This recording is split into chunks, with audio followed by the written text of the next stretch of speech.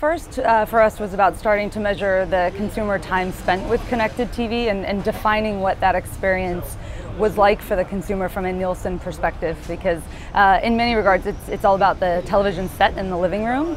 So the first thing that we did was to set out to expand the coverage of our measurement through digital ad ratings to essentially measure the TV set in this new dynamic, personal way.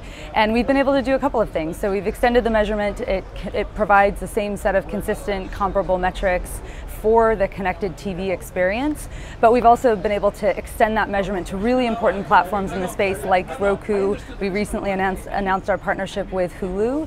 And a couple of important things that we've been able to do there as well is, if you think about it, when you're watching television, even though it can be a very personal experience today and a dynamic one where you're reached by a very specific ad, oftentimes what we find are people are still congregating around a television set together, and people are having that experience in the room together. And so one of the things that we've brought about are co-viewing metrics, so we can still capture that living room experience. It's really important for advertisers who are still trying to understand how they're reaching people in this new and dynamic way, and critical for our publisher clients and platforms to be able to tell that incremental and extended reach story.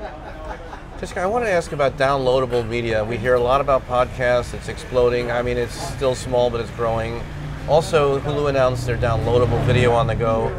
What are the opportunities and challenges around downloadable media? Well, it's significant, both in terms of podcast and traditional or digital video. We work a lot with publishers who are expanding into podcasts because it is that same sort of rich, immersive experience. So we're doing a lot of work to extend our measurement to be able to allow for that in the same consistent way that we measure other types of content. And certainly with video, our digital content program and our content measurement has been able to measure downloadable content. So it just becomes part and parcel of our measurement program. But what you touched on is really important, is where publishers are looking to find and create these new experiences that are rich, meaningful, immersive. They still capture that sight, sound, and motion experience, but they allow us to take advantage of all the benefits of digital delivery and the targeting and the personalization that comes along with it. And finally, some thoughts about what we hear, addressable. What does that mean, at least in terms of IP devices? And what's this, I don't know, one-to-one or addressable, but where does that stand, and sort of what's next and what's working?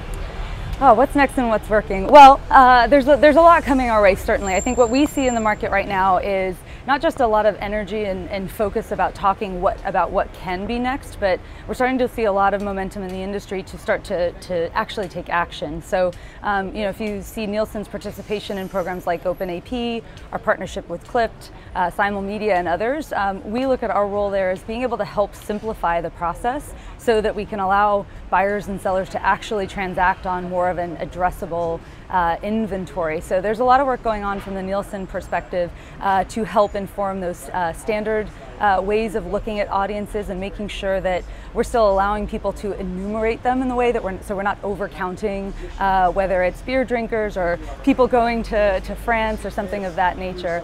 So there's a lot of important work that we see both in our own portfolio but in the marketplace to take that step forward.